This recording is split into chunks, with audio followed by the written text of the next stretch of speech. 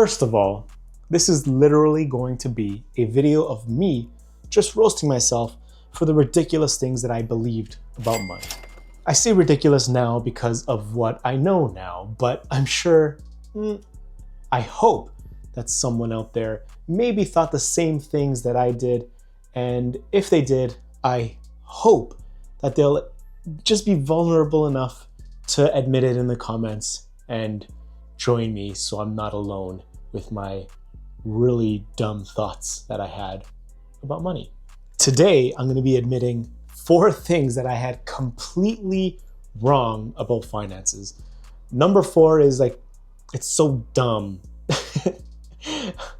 This video is like when you sing the wrong lyrics to a song like your entire life, and then you hear someone else sing it or you read the lyrics, and then you realize that you've been like a dumbass this whole time.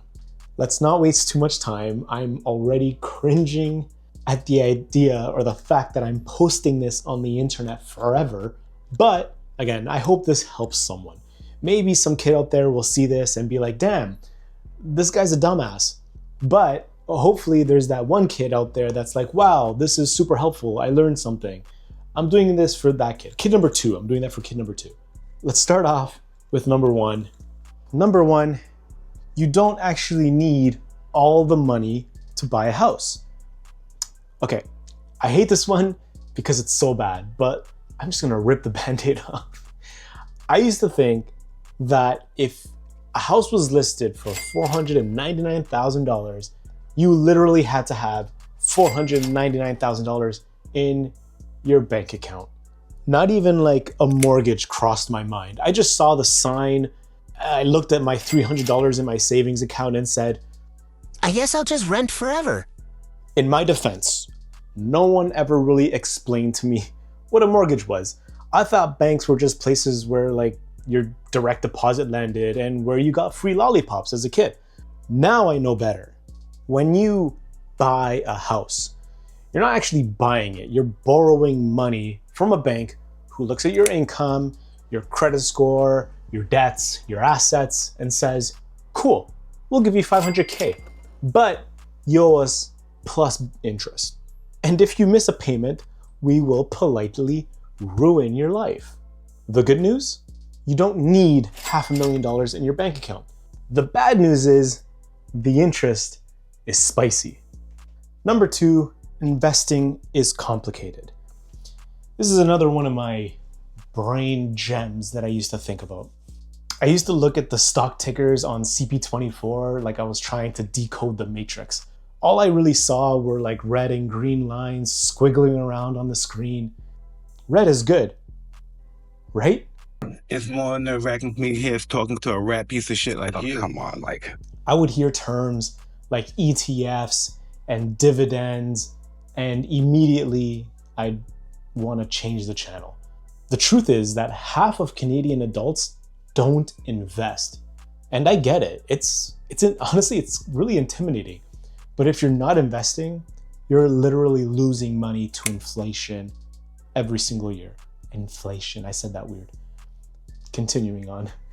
It's like your money is melting in your hands while you're still trying to figure out what ETF stands for. Like, who cares? The other half of people that don't invest probably thought like the other half of my brain back in the day. And to be honest, they were asking a lot of unnecessary questions. Like, what company should I invest in? When should I buy? When should I sell? What's the perfect time to profit?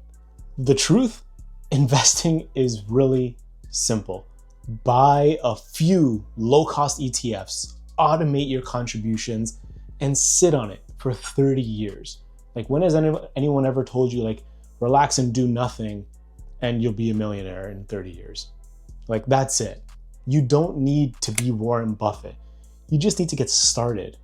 I wasted years of my life looking for the best time to start. To be honest, it was like the best time is yesterday. Number 3, buying a brand new luxury car means that you've made it. In 2016, I bought a brand new car. Why? Because I thought it meant I was successful. I wanted to flex, and nothing says I have my life together like being house poor, but now car poor too.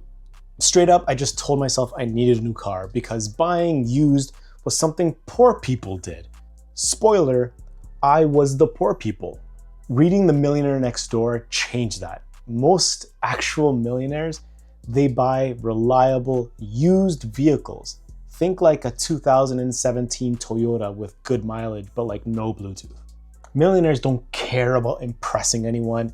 They care about freedom, long-term wealth, and not watching 30% of their car's value disappear the second they drive off of the lot.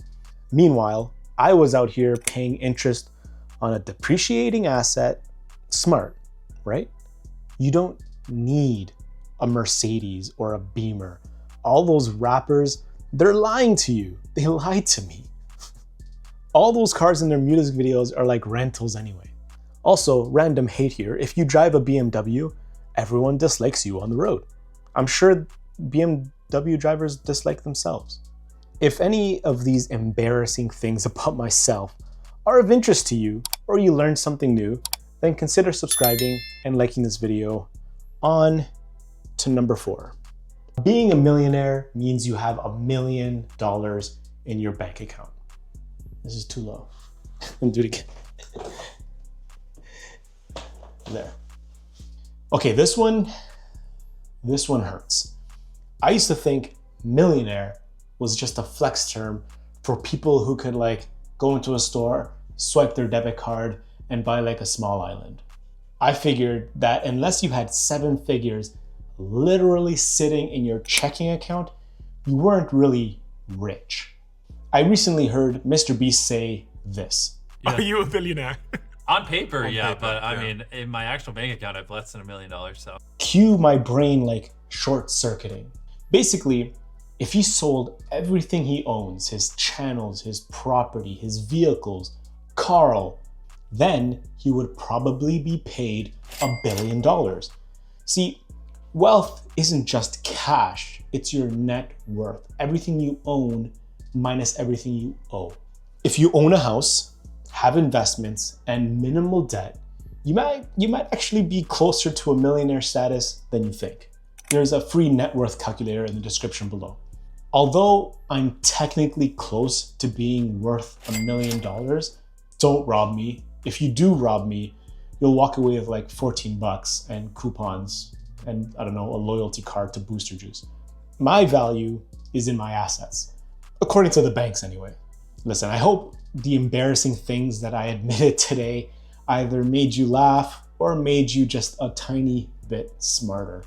Comment your questions or embarrassing stories. That would mean the world to me. Start your comment with, I used to think, and I'll laugh at your comment. Check out these videos and I'll see you in the next one.